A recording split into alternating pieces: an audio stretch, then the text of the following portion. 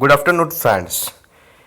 આજે તારીખ 6/1/2019ના રોજ જે પોલીસ કોન્સ્ટેબલની જે એક્ઝામ લેવાઈ એનું સોલ્યુશન પેપર આપ સમક્ષ મેં રજૂ કર્યું છે. હું બોલું છું કૌશલ પટેલ પાલનપુરથી અને assistant faculty end current affairs subject in Chanakya academy Mehsana.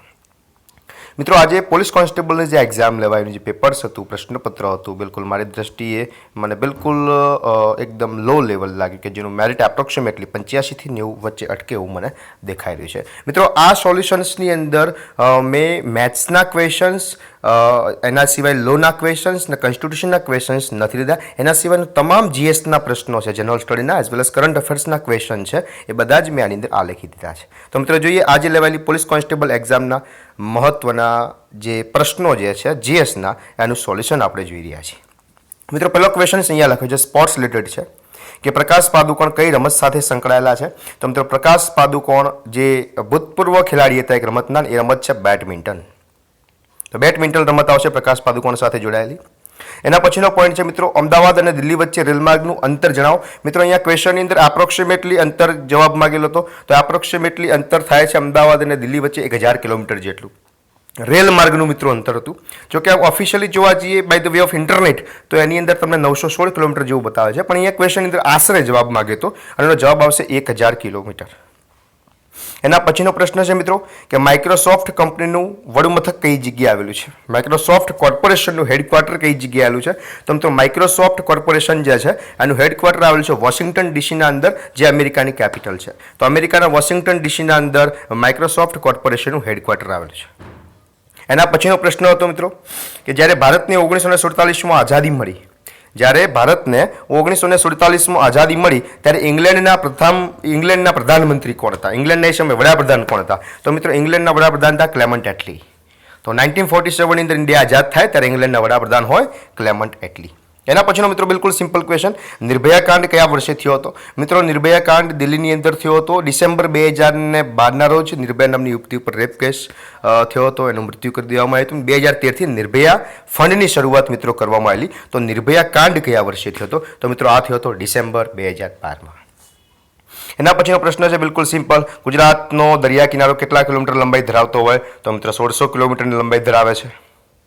ઔરંગઝેબનું જન્મસ્થળ પૂછ્યું છે. મિત્રો, ઔરંગઝેબનું જન્મસ્થળ દાહોદની અંદર છે. એના પછી લખ્યું છે કે 1979માં કયો ડેમ તૂટવાથી ગુજરાતમાં મોટી દુર્ઘટના થઈ હતી.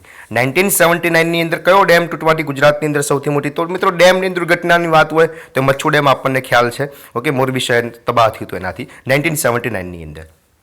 કાકરાપારમાં શું છે. મિત્રો, કાકરાપારની અંદર થર્મલ પાવર સ્ટેશન છે. ઓકે, તો આનો જવાબ આવતો હતો કાકરાપાર શેની માટે, તો શું છે એની અંદર, તો થર્મલ પાવર સ્ટેશન.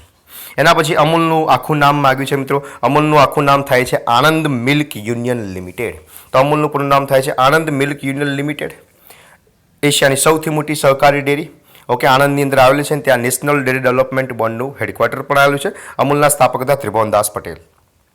સરસ્વતી ચંદ્ર નવલકથા કોણે લેખિત છે, અથવા તો સરસ્વતી ચંદ્ર નવલકથા કોના દ્વારા લખવામાં આવી છે મિત્રો, એ છે ગોવર્ધન રામ ત્રિપાઠી. તો સરસ્વતી ચંદ્ર નવલકથા લખનાર છે ગોવર્ધન રામ ત્રિપાઠી. એના પછીનો ક્વેશ્ચન છે કે 12 જ્યોતિર્લિંગ પૈકી ગુજરાતમાં આવેલા જ્યોતિર્લિંગ કયું છે. તો મિત્રો, 12 જ્યોતિર્લિંગો જે ભારતની અંદર આવેલા છે એ પૈકી ગુજરાતની અંદર આવેલા જ્યોતિર્લિંગને સૌપ્રથમ જ્યોતિર્લિંગ માનવામાં આવે છે. અને મિત્રો, એ છે સોમનાથ જ્યોતિર્લિંગ, જિલ્લો ગીર સોમનાથ. એના પછી લખ્યું છે મિત્રો કે ભાઈ નોર્થ ઈસ્ટ રાજ્યો, ભારતના પૂર્વોત્તર રાજ્યો એટલે કે 7 સિસ્ટર્સમાં કોનો સમાવેશ થતો નથી. 4 રાજ્યો કે આ પ્રમાણે હતા, મિઝોરમ, સિક્કિમ, અરુણાચલ પ્રદેશ અને ત્રિપુરા. તો જો મિત્રો મિઝોરમનો સમાવેશ થાય, અરુણાચલ પ્રદેશનો સમાવેશ થાય, ત્રિપુરાનો સમાવેશ થાય, સિક્કિમનો સમાવેશ થતો નથી. ઓકે, સિક્કિમ એ ભારતનું વસ્તીની દ્રષ્ટિએ સૌથી નાનું રાજ્ય આવશે. મિત્રો, મારી કરંટ અફેર્સ વિથ કૌશલ પટેલ શ્રેણીના અંદર કરંટ અફેર્સના જે વિડીયોઝ જે છે સમયાંતરે હું અપલોડ કરતો જ રહું છું. ઓકે, એઝ વેલ એઝ જે પણ સરકારી એક્ઝામ્સ વીકલી લેવાય છે એના પણ સોલ્યુશન્સ હું આ રીતે અપગ્રેડ કરતો રહું છું. તો મારી ચેનલ્સ જો તમને પસંદ આવી તો મેક્સિમમ લોકો સાથે તમે શેર કરો. તમે પણ પોતે સબસ્ક્રાઈબ કરો, નીચે આપેલા બેલ આઇકન છે એની પર ક્લિક કરો કે જેથી કરીને મારો કોઈ પણ વિડીયો કોઈ પણ સમયે અપલોડ થાય તો તમને સીધી ઇન્ફોર્મેશન મળી રહે. એના પછી જોઈએ મિત્રો બીજા ક્વેશ્ચન કયા છે. નીચે પ્રશ્ન લખ્યો છે મેરીકોમ માટે કયું વિધાન સાચું છે? મિત્રો જે સાચા વિધાન છે તમામે તમામ વિધાન મેં અહીંયા લખ્યા છે. તો મેરીકોમ માટે સાચું વિધાન આપણે જોઈએ તો રાજ્ય એમનું છે મણિપુર, બરાબર છે. 2014ની અંદર એશિયન ગેમ્સની અંદર ગોલ્ડ મેડલ લાયા, એ પણ બરાબર છે. અને 2018ની અંદર 6 વખત વર્લ્ડ ચેમ્પિયન બન્યા, એ પણ મિત્રો બરાબર છે. તો તમામ વિધાન એમની માટે બરાબર. એક વિધાન હતું કે બાઈચુંગ ભાટિયા જે ફૂટબોલ પ્લેયર છે એમના હસબન્ડ છે, આ વિધાન ખોટું હતું. એના પછીનો પોઈન્ટ લખે છે કે લાલ અને લીલા રંગના મિશ્રણથી કયો રંગ બને? તો મિત્રો લાલ અને લીલા રંગના મિશ્રણથી કથ્થઈ રંગ બને છે. કયો રંગ બને છે? કથ્થઈ રંગ, જે લાકડા કલર જેવો આવે છે એનાથી બને છે. એના પછીનો પોઈન્ટ છે મિત્રો કે મૂળભૂત અધિકારના રક્ષણ માટે રીતનો ઉપયોગ થાય છે, જેમાંથી કઈ રીત નથી? મૂળભૂત અધિકારોના રક્ષણ માટે જે રીતનો ઉપયોગ થાય છે એમાંથી કઈ એક રીત નથી? મિત્રો 4 ઓપ્શન કંઈક આ રીતે હતા: બંદી પ્રત્યક્ષીકરણ, બીજો ઓપ્શન તો પ્રતિબંધ, ત્રીજો ઓપ્શન તો પરમાદેશ, ચોથો ઓપ્શન તો અધિકાર પૂછ્યા. મિત્રો આ 4 જે છે એ રીતનો ઉપયોગ થાય છે. મતલબ પ્રશ્ન એવો હતો કે કઈ રીત નથી ને અંદર ચોથો ઓપ્શન તો ભાઈ ઉપરોક્ત તમામ રીત છે. મતલબ આનો જવાબ થઈ જાય છે ઉપરોક્ત તમામ રીત છે. એના પછીનો પ્રશ્ન છે કે ભાઈ 4 વેદો પૈકી સૌથી જૂનો વેદ કયો છે? તો મિત્રો સૌથી જૂનો વેદ આવશે ઋગ્વેદ. એના પછીનો ક્વેશ્ચન તો કે અણુશક્તિનો સ્ત્રોત કયો છે? જે ન્યુક્લિયર જે છે, ન્યુક્લિયર વેપન્સ જે છે, ન્યુક્લિયર પાવર્સ જે છે, તો એની અંદર પ્રાઇમરી જે એનો સ્ત્રોત જે છે, સોર્સ જે છે એ કયો છે? તો અણુશક્તિનો પ્રાઇમરી સ્ત્રોત છે યુરેનિયમ. પોલિયો શેનાથી થાય છે? તો મિત્રો પોલિયો થાય છે વાયરસથી. એના પછીનો ક્વેશ્ચન છે અજંટા ઇલોરાની પ્રખ્યાત ગુફાઓ ક્યાં આવેલી છે? અજંટા ઇલોરાની પ્રખ્યાત ગુફાઓ ક્યાં આવેલી છે? મિત્રો રાજ્ય છે મહારાષ્ટ્ર. મિત્રો અજંટા ઇલોરાની ગુફાઓ જે છે મહારાષ્ટ્રની અંદર આવેલી છે. ઉપરાંત વૈશ્વિક વિરાસતના સ્થળોની અંદર સૌથી વધુ કોઈ સ્થળો કોઈ રાજ્યના હોય તો મિત્રો મહારાષ્ટ્રના છે. એમાં કોઈ શહેરના સૌથી વધુ તો મુંબઈના 3 છે. એના પછીનો ક્વેશ્ચન છે કે ભાઈ શિવાજી મહારાજે કોને વાઘના નખથી માર્યો હતો? કોનો શિવાજી મહારાજે વાઘના નખ પહેરીને કોનો વધ કર્યો હતો? તો મિત્રો શિવાજી મહારાજ જે વાઘના નખથી માર્યો હતો વ્યક્તિનું નામ હતું અફઝલ ખાન. તો અફઝલ ખાન યાદ રાખવાનું છે. શિવાજીએ વાઘના નખથી માર્યા હતા. એના પછી બિલકુલ સિમ્પલ જય હિન્દ અને ચલો દિલ્હીનો નારો કોને આપ્યો? મિત્રો આ નારો આપે છે સુભાષચંદ્ર બોઝ. તો જય હિન્દ અને ચલો દિલ્હીનો નારો આપે છે સુભાષચંદ્ર બોઝ.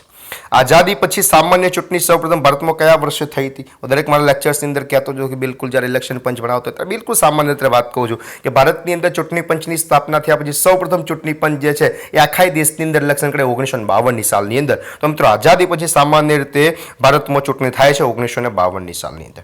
એના પછીનો ક્વેશ્ચન લખે છે મિત્રો કે ભૂદાન યજ્ઞના પ્રણેતા કોણ હતા? ભૂદાન ચળવળ જે તેના પ્રણેતા કોણ હતા? તો મિત્રો એ હતા વિનોબા ભાવે. એના પછીનો ક્વેશ્ચન છે અટીરાનું આખું નામ શું છે? મિત્રો અટીરાનું આખું નામ છે Ahmedabad textile industries research association. Ahmedabad textile industries research association આ અટીરાનું પૂરું નામ છે. વિક્રમ સારાભાઈ દ્વારા એની સ્થાપના કરવામાં આવેલી. એના પછીનો ક્વેશ્ચન આપણે જોઈએ. હમણાં મૂવી આવ્યું છે કેદારનાથ, તો એના પરથી ક્વેશ્ચન નીકાળી દીધો છે કેદારનાથ કે કેદારનાથ ક્યાં આવેલું છે? તો મિત્રો આ હિન્દુ પવિત્ર ધામો પૈકીનું એક ધામ છે. કેદારનાથ આવેલું છે ઉત્તરાખંડની અંદર. ઓકે, વડાપ્રધાને છેલ્લી દિવાળીની જે પણ ઉજવણી કરી હતી ઉત્તરાખંડની અંદર કરી હતી જવાનો સાથે, સશસ્ત્ર સીમા બળ અને આઈટીબીપીના, અને ત્યારબાદ એમને કેદારનાથની મુલાકાત પણ લીધેલી. તો મિત્રો કેદારનાથ આવેલું છે ઉત્તરાખંડની અંદર. કઈ ધાતુ પ્રવાહી સ્વરૂપે નીચેના પૈકી હોય? કઈ ધાતુ પ્રવાહી સ્વરૂપે નીચેના પૈકી હોય? તો એ આવશે મેગ્નેશિયમ. સ્ટેચ્યુ ઓફ યુનિટીની લંબાઈ ક્વેશ્ચન તો નીકળવાનો જ હતો, આમાંથી બિલકુલ ઇઝી ક્વેશ્ચન નીકાળ્યો છે. સ્ટેચ્યુ ઓફ યુનિટીની ઊંચાઈ છે 182 મીટર. એટલા માટે મિત્રો રાખવામાં આવે છે કે બનાવનાર છે ગુજરાત સરકાર અને ગુજરાત વિધાનસભાની સીટો 182 છે એને ધ્યાનમાં રાખી અને સ્ટેચ્યુ ઓફ યુનિટીની લંબાઈ પણ છે 182 મીટર. તાજેતરમાં ઇન્ડોનેશિયાના જકાર્તામાં યોજાયેલી એશિયન ગેમ્સમાં ગુજરાતની સરિતા ગાયકવાડે કઈ દોડમાં ગોલ્ડ મેડલ જીત્યો? ક્વેશ્ચન એ છે કે ગુજરાતની કઈ સરિતા ગાયકવાડ જે છે એને એશિયન ગેમ્સ જે ઇન્ડોનેશિયાના જકાર્તામાં રમાય એમાં કઈ દોડમાં ગોલ્ડ મેડલ જીત્યો? મિત્રો આને ગોલ્ડ જીત્યો તો 4x400 મીટર રિલે દોડની અંદર. તો ચાલો સાચો જવાબ આવશે 4x400 મીટર રિલે દોડ. એના પછીનો ક્વેશ્ચન છે જેસોર રેન્જ અભયારણ્ય જે છે કયા જિલ્લામાં આવેલું છે? મિત્રો જેસોર આવેલું હોય બનાસકાંઠાની અંદર. ઓકે, તો જેસોર અભયારણ્ય આવશે બનાસકાંઠા માટે રેન્જ અભયારણ્ય છે. નીચેના પછી ક્વેશ્ચન એવો છે કઈ જોડ સાચી નથી અભયારણ્યના સંદર્ભે? મતલબ કયું અભયારણ્ય કયા જિલ્લાની અંદર છે એ બાબતે. તો ડાંગ જિલ્લાની અંદર પૂર્ણા અભયારણ્ય જે છે બરાબર છે. મહેસાણાની અંદર થોડ અભયારણ્ય બરાબર છે. પંચમહાલની અંદર જાંબુઘોડા બરાબર છે. મહીસાગરની અંદર રતલમહાલ એ જોડ ખોટી છે કારણ કે રતલમહાલ આવશે રતનમહાલ જે છે એ દાહોદની અંદર આવશે મિત્રો, મહીસાગરમાં નહીં આવે, તો આ જવાબ ખોટો છે. મહી નદી પર કયા બંધ બંધાયેલા છે? ઓપ્શન એ તો વણાકબોરી, ઓપ્શન બી એ તો કડાણા, ઓપ્શન સી એ તો કે બંને, અને ઓપ્શન ડી એ તો કે ઉપરનામાંથી એક પણ નહીં. મિત્રો આનો જવાબ એ આવે કે મહી નદી પર કયા બંધ બંધાયેલા છે, તો જવાબ આવે ઉપરના બે, એટલે કે વણાકબોરી અને કડાણા. નદી કિનારે વસેલા ગુજરાતના શહેરોને સંદર્ભે કઈ જોડ સાચી નથી? મતલબ કે ગુજરાતનું કયું સિટી કઈ નદીના જોડે આવેલું છે એ જોડ સાચી નથી. ઓકે, તો મચ્છુ જે છે એના કિનારે મોરબી બિલકુલ બરાબર છે.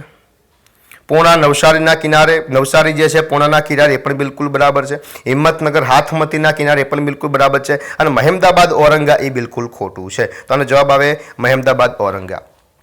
રાજ્યોની રાજધાનીના સંદર્ભે કઈ એક જોડ? મિત્રો ક્લાસ 3 નું પેપર હોય એટલે રાજ્યોની રાજધાનીનો ક્વેશ્ચન હોય ને હોય છે, મુખ્યમંત્રીનો ક્વેશ્ચન હોય છે. ઓકે, તો રાજ્યોની રાજધાનીના સંદર્ભે કઈ એક જોડ સાચી નથી? તો આંધ્રપ્રદેશ અમરાવતી, જો કે અમરાવતીની કેપિટલ બની રહી છે. ઓકે, તો એ જોડ બરાબર છે. મેઘાલયની શિલોંગ બરાબર છે. છત્તીસગઢની રાયપુર બરાબર છે. અરુણાચલ પ્રદેશની દિસપુર લખી છે મિત્રો, એ જવાબ શું થઈ જશે? ખોટો થઈ જશે. જો કે અરુણાચલ પ્રદેશની કેપિટલ આવશે ઈટાનગર. એના પછીનો ક્વેશ્ચન છે જીડીપીનું પૂરું નામ માંગ્યું છે. જીડીપીનું પૂરું નામ થાય છે ગ્રોસ ડોમેસ્ટિક પ્રોડક્ટ. જીડીપીનું પૂરું નામ, થોડું ઇકોનોમિક્સનું ક્વેશ્ચન બિલકુલ લો લેવલનો. જીડીપીનું પૂરું નામ થાય છે ગ્રોસ ડોમેસ્ટિક પ્રોડક્ટ. મિત્રો હજુ પણ તમે મારી બેલ આઇકોન ક્લિક ન કર્યું હોય, ચેનલ સબસ્ક્રાઇબ ન કર્યું હોય તો સબસ્ક્રાઇબ કરી દેજો. મેક્સિમમ વિડીયો જે છે તમારા મિત્રો સુધી શેર કરશો. એના પછીનો ક્વેશ્ચન બીસીસીઆઈનું પૂરું નામ માંગ્યું છે. બિલકુલ શોર્ટ એન્ડ સ્વીટ ક્વેશ્ચન. બીસીસીઆઈનું પૂરું નામ થાય છે board of control for cricket India. મિત્રો અમારા લેક્ચર્સની અંદર બેઝિકલી હું બિલકુલ એક શોર્ટકટ ટ્રીથી ઓફ અને ફોર કઈ રીતે મૂકવું એ હું સમજાવતો હોઉં છું. જો કે આ પ્રશ્ન દરેકને ઓલમોસ્ટ મને એવું લાગે છે કે 70% થી 80% લોકોના પ્રશ્નનો જવાબ ખોટો હશે, કારણ કે બિલકુલ અટપટા જેવા શબ્દો અંદર માત્ર ઓફ, ફોર, ઇન, ઓફના આવા ડ્યુરેશન ગેપથી અને એવા શબ્દોનો પ્રયોગ કરી બોલાવવાનો પ્રયત્ન કર્યો. પણ બીસીસીઆઈનું પૂરું નામ બિલકુલ સિમ્પલ થાય board of control for cricket in India. એના પછીનો ક્વેશ્ચન છે કે આંતરરાષ્ટ્રીય ક્રિકેટના પિચની લંબાઈ કેટલી હોય? જે પિચ હોય છે આંતરરાષ્ટ્રીય ક્રિકેટની એની લંબાઈ કેટલી હોય છે? તો મિત્રોની લંબાઈ હોય છે 22 યાર્ડ. ઓકે, તો 22 યાર્ડ યાદ રાખવાનું છે આંતરરાષ્ટ્રીય ક્રિકેટ પિચની લંબાઈ. આનો સાચો જવાબ હતો. એના પછી લખ્યું છે કે 1983નો વર્લ્ડ કપમાં ભારતે ફાઇનલમાં કઈ ટીમને હરાવી હતી? મિત્રો 1983નો ક્રિકેટ વર્લ્ડ કપ રમાયો હતો. ભારતીય ક્રિકેટ ટીમના કેપ્ટન હતા કપિલ દેવ, અને કપિલ દેવ જે ટીમને હરાવે છે ટીમ છે વેસ્ટ ઇન્ડિઝ. મિત્રો ક્રિકેટ વિશ્વકપની શરૂઆત 1975 થી થાય, 1975 થી થાય. પહેલા 3 ઇંગ્લેન્ડની અંદર રમાય, અને પહેલો જે રમાયો તો 75 ની અંદર વેસ્ટ ઇન્ડિઝ જીત્યું હતું, બીજો રમાયો તો 79 ના અંદર વેસ્ટ ઇન્ડિઝ જીત્યું હતું, અને ત્રીજો રમાયો તો 83 ની અંદર જેમાં ભારતે વેસ્ટ ઇન્ડિઝને પરાજય આપેલો. એના પછીનો પોઈન્ટ છે કે ભારતના રાષ્ટ્રધ્વજની લંબાઈ જેમ પહોળાઈનું પ્રમાણ કેટલું છે? તો ભારતના રાષ્ટ્રધ્વજ જે છે એની લંબાઈ અને પહોળાઈનું પ્રમાણ છે 2:3. ભારતના ઉપરાષ્ટ્રપતિ કોની સમક્ષ શપથ લે છે? મિત્રો થોડીક ટ્વિસ્ટ સાથે આ ક્વેશ્ચન બિલકુલ માઇન્ડ વાપરીને પ્રશ્ન પૂછેલો.